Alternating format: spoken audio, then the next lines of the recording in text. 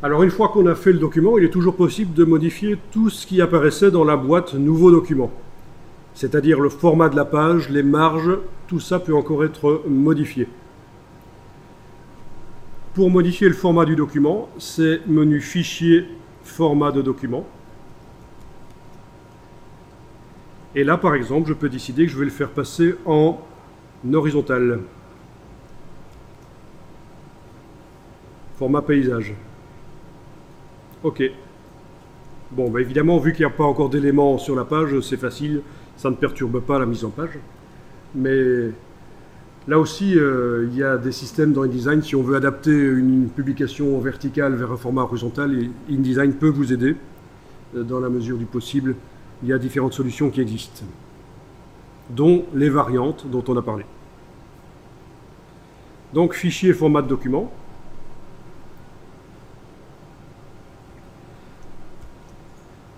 Par contre, les marges ne sont pas là. Alors, les marges, ça va être dans le menu Page, Marge et colonne. Menu Page, Marge et colonne.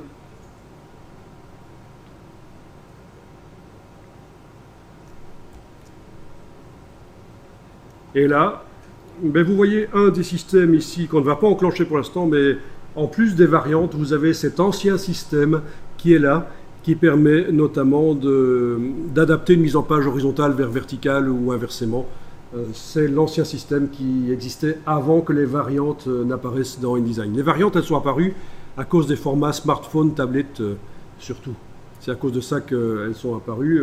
Et aussi, dans InDesign, quand on fait une publication pour tablette, on peut prévoir que le magazine qu'on crée va être visible quand on tient la tablette verticale ou horizontale. Vous connaissez ça, hein, quand on modifie l'orientation de la tablette, les choses se réajustent automatiquement, mais c'est parce qu'en fait, bêtement, au départ, on a prévu deux mises en page différentes. On passe d'une mise en page à l'autre. Oui, parce que InDesign, ce n'est pas que pour faire des publications papier. On peut très bien faire des magazines interactifs avec des e-books, donc de la publication électronique, des livres électroniques interactifs. On peut aussi faire des sites web.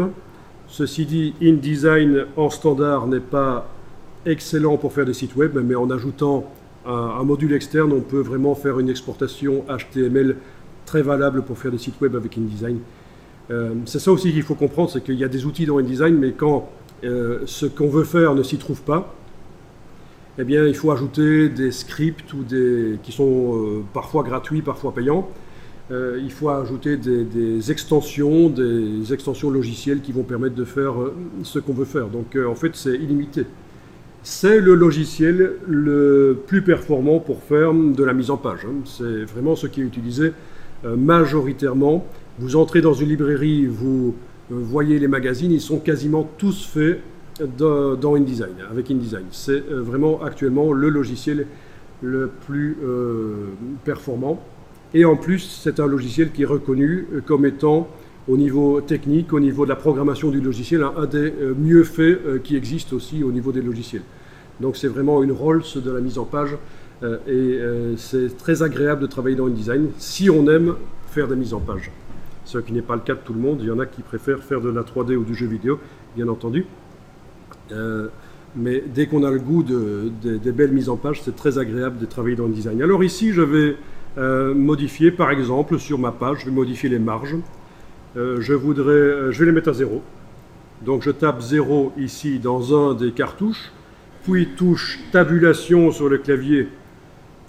Et étant donné que la chaîne était enclenchée là, ben, ça a propagé la valeur 0 aux autres marges. Et si vous avez la case aperçu cochée dans la boîte ici, marge et colonne, vous voyez directement derrière que les marges sont mises sur le bord de la page. Et il n'est pas possible de supprimer les marges d'une page, mais les mettre sur le bord, comme on vient de faire. C'est la solution pour les neutraliser, pour ne plus les voir. Si vous voulez, vous pouvez tester le système des colonnes ici. Vous voyez le système des colonnes. Des colonnes guides, donc je ne peux pas mettre du texte là-dedans. Ce n'est pas des conteneurs de texte, c'est juste des lignes qui me servent à mettre des conteneurs de texte, des blocs. On appelle ça des blocs, et de mettre du texte dedans. Mais Donc c'est des colonnes guides. La gouttière, je vais modifier la gouttière, la valeur de gouttière. Alors.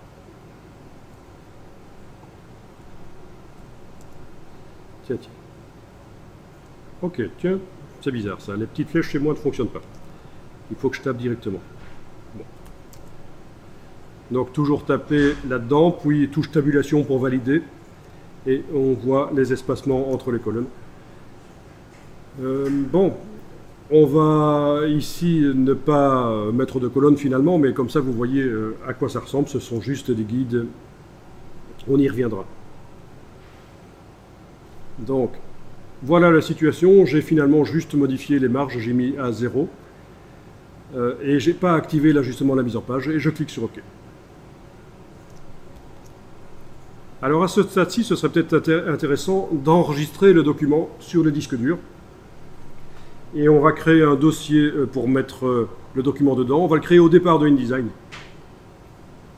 Donc fichier enregistré sous.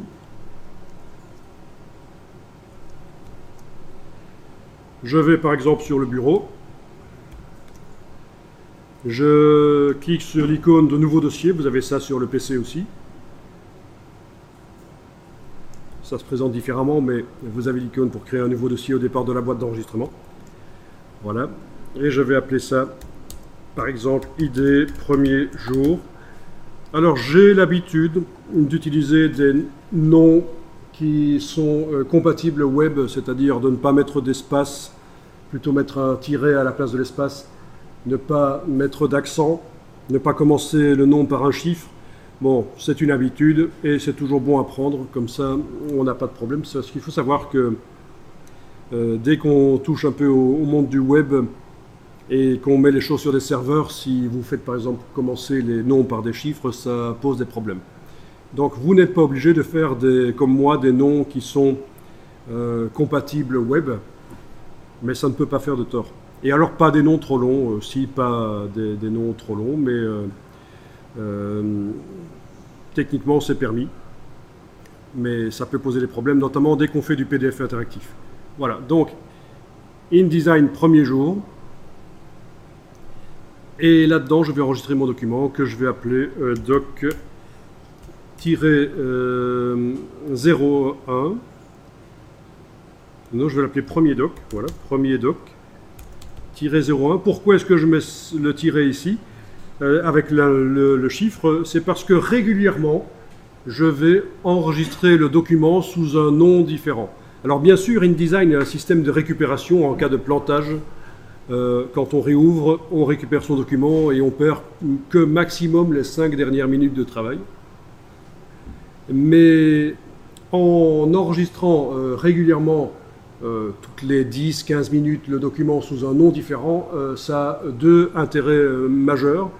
C'est que premièrement, si je fais une erreur dans le document, que j'ai supprimé des choses, que j'ai fait une mise en page foireuse, que c'était mieux avant, ben j'ai qu'à réouvrir la version d'avant.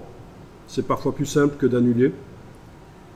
Et deuxième chose, le fait de réenregistrer le document sous un nom différent régénère tout le code dans le fichier et on évite d'avoir des fichiers qui deviennent corrompus, ce qui peut arriver avec tous les logiciels.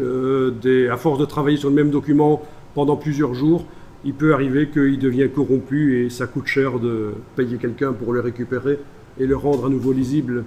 Donc, c'est pas une mauvaise chose d'enregistrer régulièrement sous un nom différent, pour des raisons créatives et pour des raisons techniques.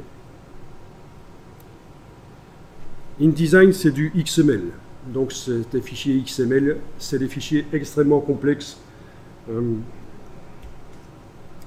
Alors, l'extension, vous ne l'enlevez pas, bien sûr. .indd, c'est l'extension des documents InDesign. Au niveau du format d'enregistrement, on va enregistrer dans le format de la version dans laquelle on se trouve. Vous voyez qu'il y a possibilité d'enregistrer vers un format qui sera lisible dans d'anciennes versions de InDesign. Oui, parce que c'est le principe.